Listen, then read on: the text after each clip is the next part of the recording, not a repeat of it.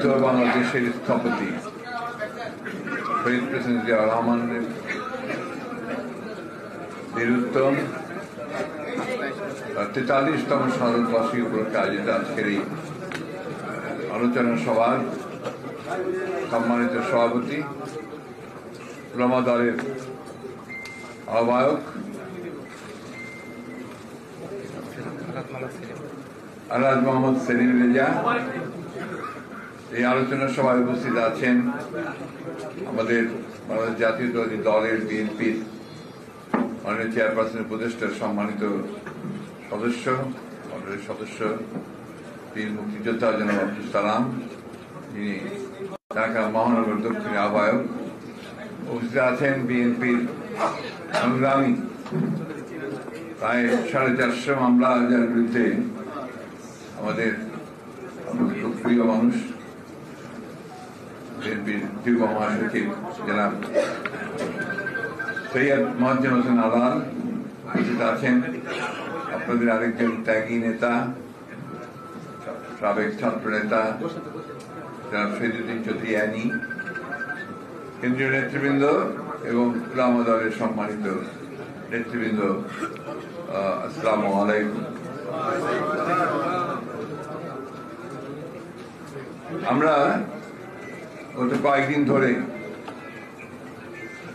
আমরা শহীদ প্রেসিডেন্ট জিয়াউর রহমানের শাহাদাত বার্ষিকী উপলক্ষে বিভিন্ন জায়গায় আলোচনা সভা করছি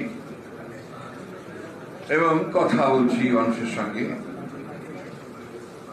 শহীদ প্রেসিডেন্ট জিয়াউর রহমান সাহেব সম্পর্কে নতুন করে কথা বলার খুব প্রয়োজন হয় না, কারণ এই ব্যক্তি, এই নেতা, তাকে আমি সবসময় আমার কাছে যেটা মনে হয় একজন ক্ষণজন্মা নেতা, ক্ষণজন্মা পুরুষ। তিনি একজন অখ্যাত মানুষ ছিলেন 1971 সালের 26শে মার্চের আগে। এই দেশের একমাত্র সেনাবাহিনীর লোকেরা, কিছু মানুষ ছাড়া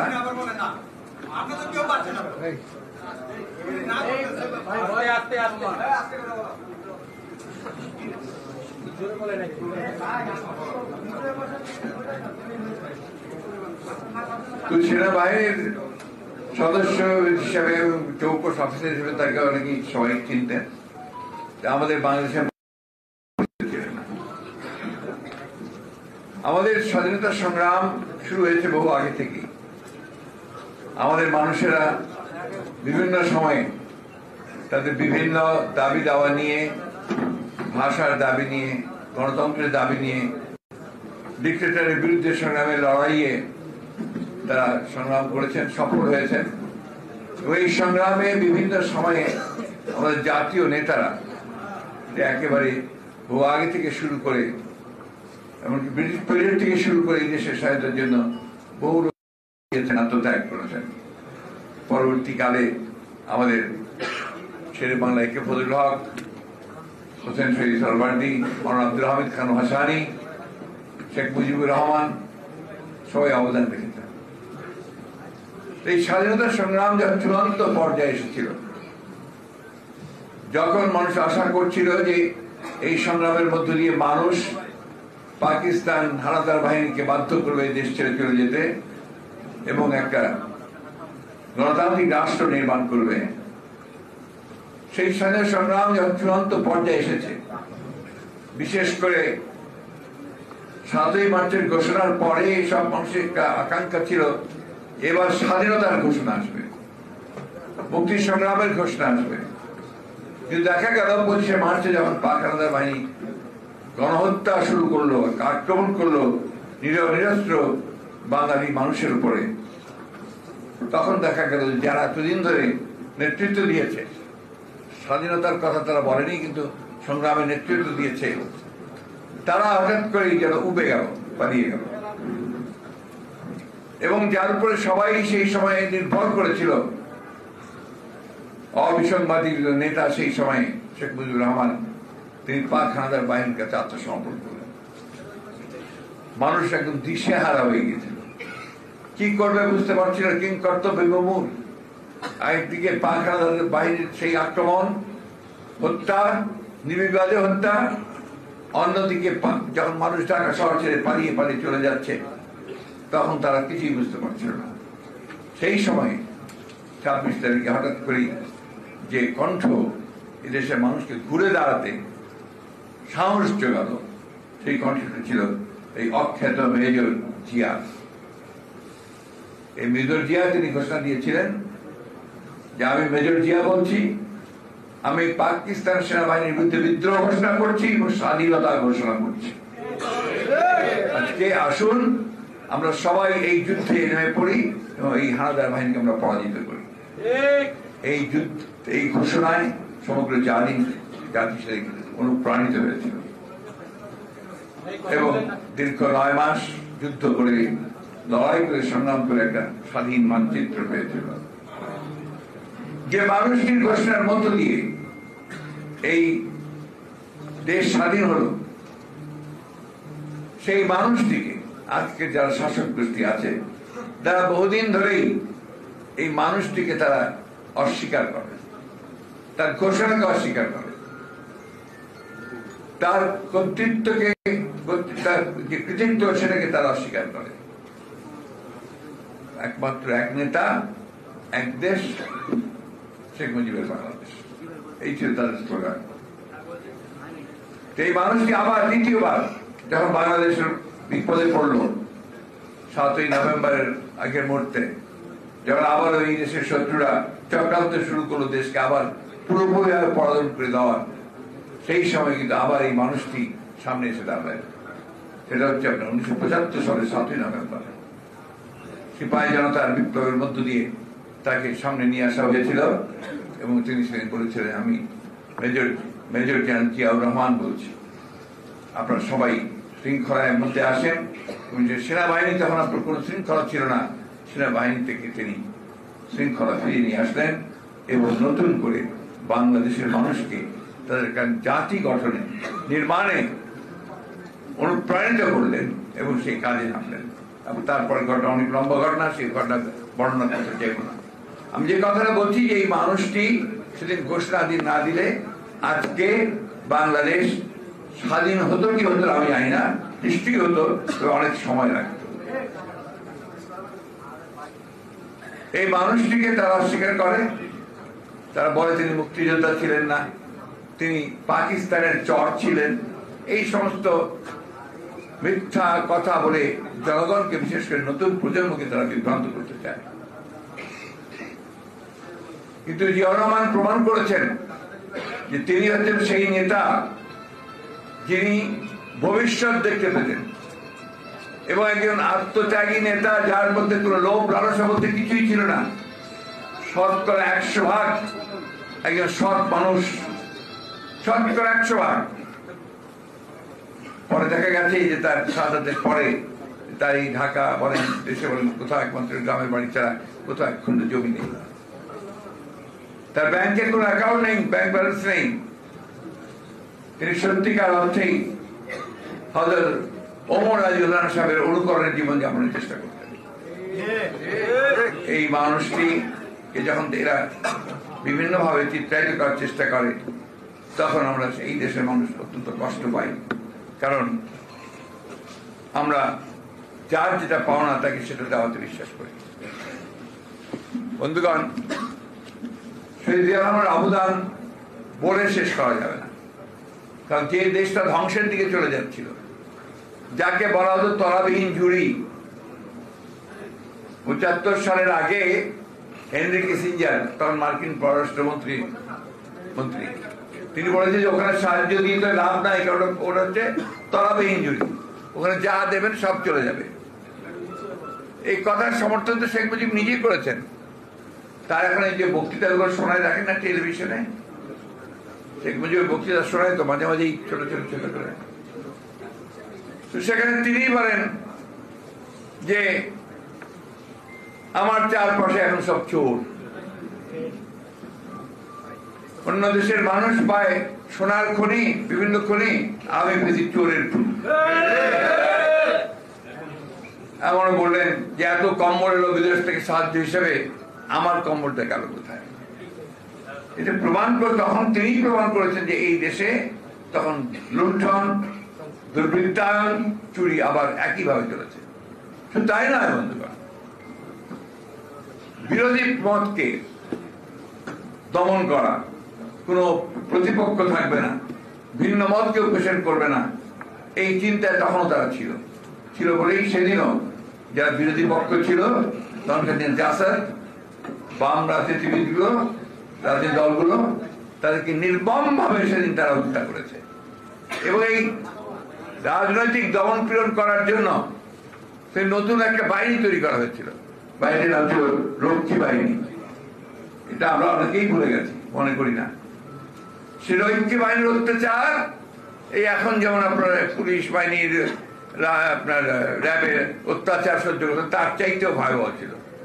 তার একটা নমুনা আমি দেবো আপনাদেরকে, যে সেই সময়ে আমরা এই বিরোধী পক্ষ যারা ছিল বা বাম রাজনীতি যারা করতো তাদেরকে তারা হত্যা করতো, দমন করতো। এটা সম্ভবত ঝিনাইদার একটা জায়গায় বাম রাজনীতি করতে এক ছেলে, তাকে ধরার জন্য রক্ষী বাহিনী সেখানে গেছে সেই গ্রামে গিয়ে, যখন ছেলেকে পায়নি তখন তার বাবাকে ধরে নিয়ে এসছে। তাদের বাবাকে বলছে তোমার ছেলেকে এই মুহূর্তে এখানে হাজির করো। তিনি বলছে আমার ছেলে তো আমার কাছ থেকে থাকে না, সে তো বাইরে বাইরে থাকে, আমার বাসায় আসে না। তারপরে ওই ছেলেকে ধরে নিয়ে এসেছে। যে ওই হোক, ধরে নিয়ে আসার পরে সেই ছেলেকে তার বাবাকে বলেছে তার ওই ছেলেকে নিজের হাতে কোড়া দিয়ে তার কল্লা কাটতে, না তাই করেছে। তারপরে ওই বাবাকে বাধ্য করেছে যে তার কুড়াল দিয়ে তার কল্লা কাটতে, আর সেই কল্লা দিয়ে তারা ফুটবল খেলেছে। কথাটা আমার না, কথাটা আপনি ইতিহাসে পাবেন, বইয়ের মধ্যে পাবেন। আর একজন মহিলা কমিউনিস্ট নেত্রী শান্তি সেন, তিনি যশোরের দিককার, খুলনা বোধহয় সম্ভবত, সেদিককার নেত্রী শান্তি সেনের স্ত্রী, তার বৌমা এবং হানুফা বেগম নামে আরেকজন নেত্রী, যিনি তখন আওয়ামী বিরোধী রাজনীতি করতেন, তাদেরকে তুলে নিয়ে এসে তাদেরকে 21 দিন যাবৎ নির্মম অন্যায় অত্যাচার করেছে। অত্যাচার করার পরে এমনকি তাদেরকে বস্তার মধ্যে ঢুকিয়ে চুবিয়ে পুকুরে চুবিয়েছে, তারপর তাদেরকে কারাগারে পাঠিয়েছে। সেই কারাগার থেকে আমাদের মওদুদ আহমদ সাহেব, ব্যারিস্টার মওদুদ আহমদ সাহেব, নিয়ে তখন হেভিয়াস কর্পাস করে তাকে বিচারকদের সামনে নিয়ে আসেন। বিচারক ছিলেন তখন দেবেন ভট্টাচার্য, আমাদের এই দেবপ্রিয় ভট্টাচার্যের বাবা। তিনি ওই এজলাসে বসেই তাদের কথা শুনলেন, খাস এজলাসে গিয়ে তাদের পরীক্ষা করলেন, তারপরে ফিরে এসে তিনি বলেন যে এই মুহূর্তে এখান থেকে তাদেরকে মুক্তি দেওয়া হলো, তাদেরকে দেশ বাসায় তারা ফিরে যাবে। তখন সেই মহিলা সেই বিবৃতি দিয়েছিলেন যে কি অন্যায় অত্যাচার নির্মম তাদের উপর করা হয়েছে। এটা ছিল দুটো ঘটনা বললাম। সারা বাংলাদেশে তখন তারা এই ত্রাসের রাজত্ব সৃষ্টি করেছিল। তখনও গুম হতো, তখনও খুন হতো, তখনও আপনার এই বিচার বহির্ভূত হত্যাকাণ্ড করেছে। তখন সহজে কেউ আল্লাহর নাম নিতে পারত না, এটা বাস্তব কথা। তখনও একই অবস্থা ছিল যে যদি কেউ ধর্ম, ইসলাম ধর্মের কথা বলে, তারপরে সেইভাবে একইভাবে তাদেরকে নির্যাতন নেমে আসত। আজকে দেখেন, এতদিন পরে ঠিক একই চিত্র আপনারা দেখতে পাচ্ছেন। কি দেখতে পাচ্ছেন? শহীদ প্রেসিডেন্ট জিয়াউর রহমান, যিনি সংবিধানের প্রথম বিসমিল্লাহির রহমানির রহিম সংযোজন করেছিলেন, যিনি আল্লাহর উপর অবিচল আস্থা বিশ্বাস সংযোজন করেছিলেন, এরা ওই আল্লাহর উপর অবিচল আস্থা বিশ্বাস কেটে দিয়ে শুধু ভয়ে বিসমিল্লাহটা রেখে দিয়েছে। বাকি সমস্ত গুলো কেটে সমস্ত এই দেশের সংখ্যাগরিষ্ঠ ধর্মীয় সম্প্রদায় তাদের ইচ্ছার বিরুদ্ধে সমস্ত কাজগুলো করেছে। আপনারা ভুলে গেছেন খেলাফে হেফাজতে ইসলাম না, হেফাজতে ইসলামের সমাবেশে কি ঘটনা ঘটেছে ভুলে গেছেন নাকি আপনারা? সেই দিন অন্যায় ভাবে আজকে বেনজির আহমেদ, তখন ঢাকা সিটি কর্পোরেশনের মেট্রোপলিটন ডিএমপি কমিশনার, রাতের অন্ধকারে নির্বিচারে গুলি করে অসংখ্য মানুষকে সেদিন হত্যা করা হয়েছিল। আমাদের মাদ্রাসার সব শিশু, তরুণ, কিশোর বালকদেরকে, হাফেজ আলেম উলেমাদেরকে সেইভাবে হত্যা করা হয়েছিল। এখন দাড়ি টুপি রাখতে অনেকেই ভয় পায় যে যদি আবার তাকে ওই জঙ্গি জঙ্গি জঙ্গি জঙ্গি নাম দিয়ে দেয় এবং এটা করেছে এইভাবে আপনার জঙ্গি নাম দিয়ে অনেক মানুষকে তারা কারাগারে নিক্ষেপ করেছে। তারা মৌলানা মমিনুল সাহেব সহ আরো অনেক মৌলানাকে তারা কারাগারে নিক্ষেপ করেছে।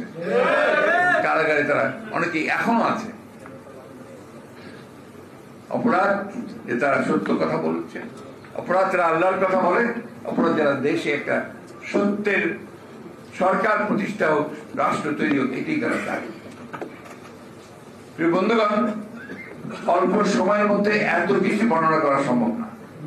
একটা কথাই শুধু বলতে চাই যে 1971 থেকে 75 পর্যন্ত তারা রাষ্ট্র ক্ষমতায় ছিল। তখনও তারা একইভাবে অন্যায় অত্যাচার নির্যাতন করেছে। তখনও তাদের দুঃশাসনের ফলে অর্থনীতি ধ্বংস হয়ে গেছে। তখনও আইনের শাসন বিনষ্ট করেছে এবং অন্যায় অত্যাচার করেছে বিরোধী দলের উপরে, যার ফলে বাম রাজনীতি আরো বেশি করে তার চেষ্টা করেছে সেটা যুদ্ধ করতে, কোনো কিছু নিয়ন্ত্রণ করতে না পারে তারা আবার নতুন ভাবে বিশেষ ক্ষমতা আইন, সবশেষে মাঝখানে আপনার জরুরি অবস্থা ঘোষণা করেছে।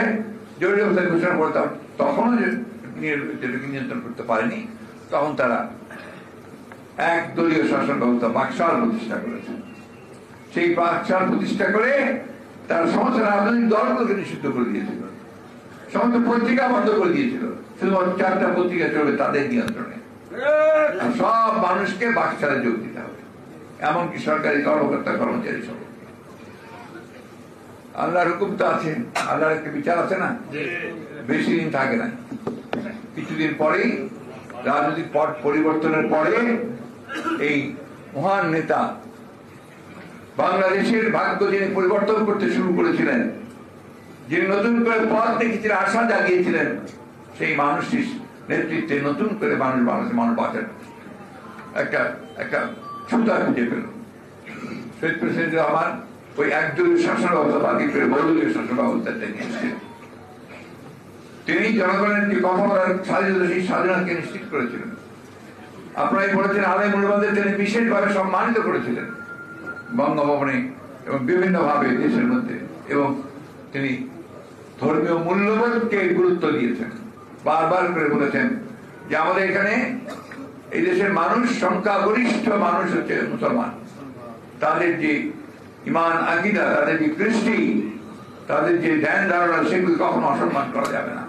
এই কারণে তিনি ওই আল্লাহর প্রভৃত আস্থা বিশ্বাস থেকে সংযোজন করেছেন। আমাদের একটা কথা মনে রাখতে হবে যে আমরা, তিনি যে নতুন জাতীয়তাবাদের যে তত্ত্ব, যে দর্শন তিনি নিয়ে এসেছিলেন, বাংলাদেশি জাতীয়তাবাদ, এটা কেন এনেছিলেন? কারণ এর আগে তারা বলতেন বাঙালি জাতীয়তাবাদ। বাঙালি জাতীয়তাবাদ বলে শুধুমাত্র বাংলা ভাষায় যারা কথা বলে তাদেরকে বোঝায়। তারা এই দেশে বাংলা ভাষা ছাড়া আমরা অনেকে কথাবার্তা বলে, অন্যান্য জাতি সত্তা আছে, চাকমা মারমার তারা আছে, তাই না? এখন পশ্চিম বাংলায় যারা আপনার বাংলায় কথা বলে তারা কি হবে, কোন দেশের হবে? আসামে যারা বাংলা ভাষায় কথা বলে তারা কোথায় যাবে? ত্রিপুরায় যারা বাংলা ভাষায় কথা বলে তারা কোন দিকে যাবে? সব মিলিয়ে সেদিন তিনি নতুন একটা দর্শন সামনে নিয়ে এসেছিলেন। সেই দর্শনটি বাংলাদেশি জাতীয়তাবাদ। সব বাদ দিতে পেরেছে, কিন্তু বাংলাদেশি জাতীয়তাবাদটা বাদ দিতে পারে নাই। ওটা এখানে পাসপোর্টের মধ্যে লেখা হয় ন্যাশনালিটি, বাংলাদেশি ন্যাশনালিটি, তাই না? আজকে এই শহীদ প্রেসিডেন্ট জিয়া রহমানের যে অবদান, সে অবদানটা একটা ছিল সমস্ত কাঠামোগত পরিবর্তন। তিনি একদিকে একদলীয় শাসন বাকশালকে পরিবর্তন করে রাজনৈতিক যে পরিবর্তন আনলেন, সেটা হচ্ছে বহুদলীয় গণতন্ত্রের। বহুদলীয় গণতন্ত্র বুঝতে হবে, আমি বেশি কথা বলবো না, শুধু দু একটা কথা বলতে চাই যেটা আমাদের বোঝা দরকার।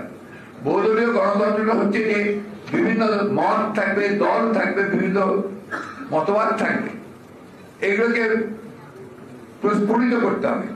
তারা তাদের মতো করে ফুটবে, সৌরভ ছড়াবে, যেটাকে তিনি বলতেন এই সৌরভের মধ্য দিয়ে একটা ধারণা আসবে, সেটা বাংলাদেশি জাতীয়তাবাদের ধারণা।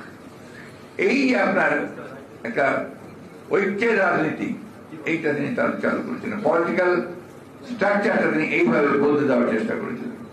মানুষের মধ্যে আবার সেই আকাঙ্ক্ষা ফিরে এসেছিল আবার মানুষ তাদের একটা সুস্থ রাজনৈতিক পরিবেশে ফিরে এসেছিলেন। অন্যদিকে তিনি অর্থনৈতিক কাঠামো পুরো পরিবর্তন করেছিলেন। এর আগে ছিল একটা তথাকথিত একটা ভ্রান্ত সমাজতান্ত্রিক ধারণা দিয়ে ক্লোজড ইকোনমি, নিয়ন্ত্রিত ইকোনমি, যেখানে আপনি সব জাতীয়করণ করা হয়েছিল, জাতীয়করণ করে চুরি লুটপাট এগুলো করাই হচ্ছিল। সেটাকে তিনি পরিবর্তন করে তিনি মুক্ত বাজার অর্থনীতি, ব্যক্তি উদ্যোগ, বেসরকারি উদ্যোগ এগুলো তিনি প্রাধান্য দিলেন, যার ফলে দেশের অর্থনীতি অনেক বেড়ে গিয়েছিল। কৃষিতে বিপ্লব করেছিলেন, শিল্পতে আমরা সব জায়গায় ব্যর্থ ছিল, দুই শিফট 3 শিফট উৎপাদন করে নিয়ে এসে তিনি সেখানে আপনার উৎপাদন বাড়িয়ে দিলেন। আজকে যে আমাদের মক্কা মদিনায় আমি কয়েকদিন আগে উমরা করতে গিয়েছিলাম, সেখানে দেখলাম বেশিরভাগ মানুষ হচ্ছে আমাদের বাংলাদেশি মানুষ, যারা কাজ করছে বিভিন্ন ভাবে। এই শুরু করেছিলেন এই শহীদ প্রেসিডেন্ট জিয়া রহমান, বিদেশে লোকদেরকে পাঠানো, এবং ওটা বলেছেন আপনি, আমি রিপিট করতে চাই না। আর সেই সঙ্গে এই যে গার্মেন্টস ফ্যাক্টরি, এটা সূচনা করেছিলেন শহীদ প্রেসিডেন্ট জিয়া রহমান, যার ফলে আজকে বাংলাদেশের অর্থনীতির ভিত্তি কিন্তু এই দুটোই নতুন নতুন উদ্ভাবনা, নতুন নতুন সৃষ্টি, শিক্ষার ক্ষেত্রে আপনার একটা নতুন একেবারে পরিবেশ সৃষ্টি করা, জ্ঞানী লোককে তার জায়গায় বসানো। তার প্রথম ক্যাবিনেট ছিল বলা হতো গ্যালাক্সি স্টার, দেশের সবচেয়ে জ্ঞানী গুণী লোকগুলোকে নিয়ে তিনি একটা মন্ত্রিসভা তৈরি করেছিলেন, এবং সেভাবেই তিনি কন্টিনিউ করে গেছেন। সেই মানুষকে তো এমনি এমনি হত্যা করা হয় নাই, হত্যা করা যে তিনি যদি নেতৃত্বে থাকতেন, তাহলে আপনার এই যারা আমাদের প্রভুত্ব করতে চায়, আধিপত্য বিস্তার করতে চায়, তারা সেটা করতে পারবে না, বাংলাদেশ নিজের পায়ে নিজে দাঁড়াবে। এটাই ছিল তার স্লোগান, সেলফ রিলায়েন্স হতে হবে, আত্মনির্ভরশীল হতে হবে। এই জন্য বিদেশিরাও বলে, উইলিয়াম বি বাইলাম একজন আপনার অ্যাম্বাসেডর ছিলেন, সেই সময় মার্কিন অ্যাম্বাসেডর ছিলেন বাংলাদেশে। তিনি মাহমুদুল্লাহ সাহেবের যে বই প্রেসিডেন্ট জিয়া রহমানের, সেই বইটার উপরে তিনি মন্তব্য করতে গিয়ে বলেছেন যে প্রেসিডেন্ট জিয়া রহমান যদি 1981 সালে নিহত না হয়, 75 সালে নিহত হতেন, তাহলে বাংলাদেশ একটা ফেইল্ড স্টেটে পরিণত হতো, একটা ব্যর্থ রাষ্ট্রে পরিণত হতো। সেটা প্রমাণ আমরা দেখছি। বন্ধুগণ, আজকে গত 15 বছর ধরে ওই আওয়ামী লীগের অপছায়া, তাদের প্রেতাত্মারা আবার বাংলাদেশকে শাসন করতে শুরু করেছে। ওই শাসন তারা করছে ভিন্ন পদ্ধতিতে। আবার এই একদলীয় শাসনের লক্ষ্যে তারা গণতন্ত্রের একটা ফসাদ তারা সৃষ্টি করেছে, কিন্তু গণতন্ত্র তারা বিশ্বাস করে না। আজকে যারাই বিরোধী কথা বলে তাদেরকে তুলে নিয়ে যায়। বিভিন্ন আইন পাস করেছে তারা, ডিজিটাল সিকিউরিটি অ্যাক্ট থেকে শুরু করে বিভিন্ন অ্যাক্ট, এই আইনগুলো দিয়ে কেউ কথা বলার সেই স্বাধীনতা পায়। আজকে হাজার হাজার মানুষকে তারা গ্রেফতার করে। দেশের বেগম খালেদা জিয়া তাকে তারা অন্যায়ভাবে মিথ্যা মামলায় আটক করে রেখেছে প্রায় 6 বছর ধরে। আজকে আমাদের লক্ষ লক্ষ মানুষের বিরুদ্ধে মিথ্যা মামলা, 60 লক্ষের উপরে মানুষের বিরুদ্ধে মামলা হয়েছে। 27,000 নেতা কর্মীকে তারা একদিনে 2-3 দিনের মধ্যে গ্রেফতার করেছে এই 28 অক্টোবর পরে। আপনারা খেয়াল করে দেখবেন, যখনই আমরা আন্দোলন করি, যখনই আমরা জনগণকে সঙ্গে নিয়ে রাস্তায় নেমি, তখনই তারা একেবারে হায়নার মতো ঝাঁপিয়ে পড়ে, এবং তাদের এই পুলিশ বাহিনী, তাদের র্যাব, এই বাহিনীগুলি তারা আক্রমণ করে। আজকে বেনজির সাহেব, তিনি ছিলেন পুলিশ বাহিনীর প্রধান, র্যাবের প্রধান। তার বিরুদ্ধে যখন সমস্ত কাগজ পত্রিকাগুলোতে তার অপকীর্তি, তার চুরি, তার দুর্নীতি বেরিয়ে আসছে, তখন আওয়ামী লীগের সাধারণ সম্পাদক সাহেব বলছেন, সে কি আওয়ামী লীগ করে? আওয়ামী লীগের নাম ছিল কিনা জানি না, আওয়ামী লীগকে ডিফেন্ড করবার জন্য, তাকে ক্ষমতায় রাখার জন্য তিনি তার সর্বশক্তি নিয়োগ করেছেন। কারণ ওই নির্বাচনের সময় তিনি র্যাবের ডিজি ছিলেন, সেই সময় পরিষ্কার প্রকাশ্যে বলেছেন যে সেই সরকারকে, সেই দলকে ভোট দিয়ে যারা উন্নয়ন করছে, উন্নয়ন করতে যাচ্ছে, তাদেরকে আমরা উন্নয়নের পক্ষে আছি। আজকে তার এই কথাগুলো বলার কথা না, কিন্তু সে বলেছে, এবং সে যত রকম করে পারে বিরোধী দলকে সে নির্যাতন করেছে। তারা বেআইনি ভাবে হত্যা করেছে, জুডিশিয়াল কাস্টডিতে হত্যা করেছে, গুম করেছে, খুন করেছে, এবং মিথ্যা মামলা দিয়ে, এই গায়েবী মামলাটা আমাদের সেই সময়কার তৈরি সমস্ত। পুলিশের আইডি এখন যিনি আছেন তিনিও স্যাংশন প্রাপ্ত কিছু 9 জনকে স্যাংশন ছিল বিরোধী সহ। এই একটা অবস্থা এই সরকার। আবার আরেকজন আপনার সাবেক সেনাবাহিনী প্রধান আজিজ, তাকে তারা অনেককে ডিগিয়ে তার 2 ভাই চিহ্নিত সন্ত্রাসী জেনেও তাকে আর্মির চিফ করা হয়েছিল এবং তার যে কাজ সেই কাজটা তারা করে নিয়েছিল, নির্বাচন পার করে নিয়েছিল। প্রধানমন্ত্রী আরেকটা ভয়ঙ্কর কথা বলেছেন কয়েকদিন আগে। তিনি বলেছেন যে সাদা চামড়ার লোকেরা নাকি তাকে বলছে যে তাকে এখানে কোন একটা দেশের এয়ার বেস করতে দেওয়ার জন্য, অর্থাৎ সেখানে তাদের জঙ্গি বিমান নামবে, সেটাকে তাদের এয়ার বেস হিসেবে ব্যবহার করবে। আর বাংলাদেশের একটা অংশ অর্থাৎ চট্টগ্রাম এবং মিয়ানমারকে নিয়ে নতুন একটা খ্রিস্টান রাষ্ট্র তৈরি করবার তার চেষ্টা করছেন। আমি গতকাল বলছি, আজকে আবার বলছি যে প্রধানমন্ত্রীর উচিত হবে এই মুহূর্তে জনগণের সঙ্গে তার প্রকৃত ব্যাখ্যা তুলে দেওয়া। কারা এটা চাইছে এবং কেন চাইছে, আর আপনারা কেন এটাকে এতদিন পরে প্রকাশ করছেন, এটা আমরা জানতে চাই। কারণ আমাদের বাংলাদেশের স্বাধীনতা সার্বভৌমত্বের প্রশ্ন, এটা আমাদের সার্বভৌমত্বের প্রশ্ন। আপনাদের হাতে স্বাধীনতা কোনদিন নিরাপদ না। আপনাদের এর আগের পররাষ্ট্রমন্ত্রী তিনি তো বলেই ফেললেন পাশের একটা দেশের ব্যাপারে যে তাদের সঙ্গে তাদের সম্পর্ক হচ্ছে স্বামী স্ত্রীর সম্পর্ক। তো যদি স্বামী স্ত্রীর সম্পর্ক হয় তাহলে আপনি আর সেখানে কি করে তারা যে অন্যায় ভাবে আমাদের সমস্ত ন্যায্য পাওনা যেগুলো আমাদেরকে বঞ্চিত করছে সে ব্যাপারে তো কোনো কিছু করতে পারছে না। আমাদের পানির হিস্সা দেয় না, আমাদের তিস্তা পানির হিস্সা দেয় না, ফারাক্কার হিস্সা দেয় না। 154টা নদী, অবিভক্ত নদী, সেই নদীগুলোর আমরা পানির হিস্সা পাই না। সীমান্তে আমাদের হত্যা হয়, সেই সম্পর্কে একটা টু শব্দ করে না। আজকে এই জিনিসগুলো আমাদেরকে দেখতে হবে। আপনাদের উপরে আর আমাদের উপরে যে অত্যাচার নির্যাতন, ধর্মপ্রাণ মানুষের উপরে যে অত্যাচার নির্যাতন, আর একটা ভয়াবহ ঘটনা ঘটছে, এটা আপনারা কে কতটুকু খেয়াল করছেন আমি জানি না।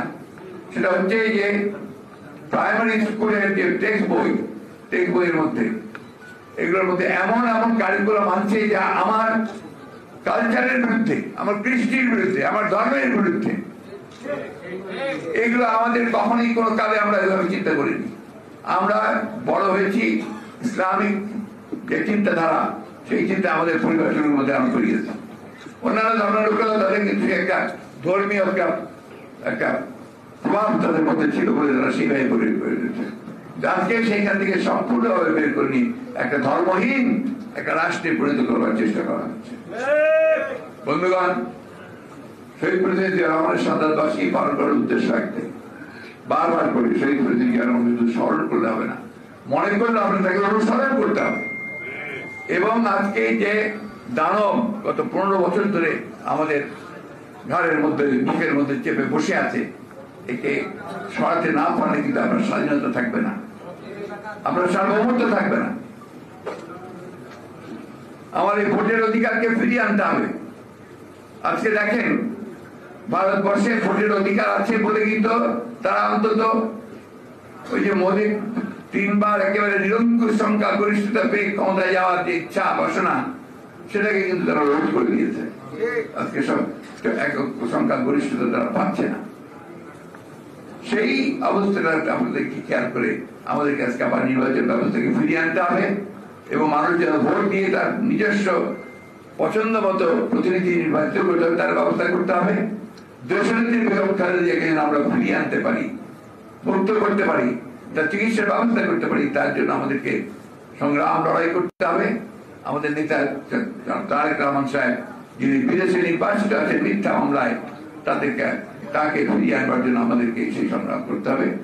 সর্বোপরি দেশের মানুষকে মুক্ত করবার জন্য আমাদেরকে সংগ্রাম করতে হবে, আমার অধিকারকে ফিরে পাওয়ার জন্য সংগ্রাম করতে হবে। যে কথাটা অনেকে বলেছে, আমি সবসময় বলি যে এই সংগ্রাম, এই লড়াই তো আমার জন্য নয়, আমাদের এখানে যারা বসে তাদের কারোর জন্য নেই। এই সংগ্রামের লড়াই হচ্ছে আমার দেশের মানুষকে মুক্ত করবার জন্য, আমার স্বাধীনতাকে রক্ষা করবার জন্য। এই যে ডাক, স্বাধীনতা রক্ষা করবার যে ডাক, আমাদের দেশকে মুক্ত করবার যে একটি আহ্বান, এই আহ্বানে আপনারা সাড়া দিয়ে দল মত নির্বিশেষে সবাই মিলে একটা গণ আন্দোলন সৃষ্টি করতে হবে, যে আন্দোলনের মধ্যে দিয়ে আমাদেরকে পরাজিত করতে সক্ষম হব। আজকে শাহাদাত বার্ষিকীতে সেই হোক আমাদের আজকে প্রতিজ্ঞা, আমরা যেন সেইভাবে সামনের দিকে আল্লাহর নামে আমরা এগিয়ে যেতে পারি, এটা সবাইকে আমাদের সবসময় মনে রেখে সেইভাবে কাজ করতে হবে। আপনাদের সকলকে আন্তরিক ধন্যবাদ। আপনারা মনোযোগ দিয়ে শুনেছেন। আমরা আশা করব যে আপনারা যে কথাটা অনেকে বলেছে, আপনাদের এখন উলামা দল, এই দলকে নতুন করে আবার পুনর্গঠন করার সুযোগ একটা আপনারা পেয়েছেন। শুধু এখানে ঢাকায় বসে এই সভা করলে হবে না, ছড়িয়ে পড়তে হবে সারা দেশে, সংগঠিত করতে হবে সর্বত্র দেশকে। আপনাদের সকলকে ধন্যবাদ। আসসালামু আলাইকুম, খোদা হাফেজ। বাংলাদেশ জিন্দাবাদ, বাংলাদেশ জাতীয়তাবাদ।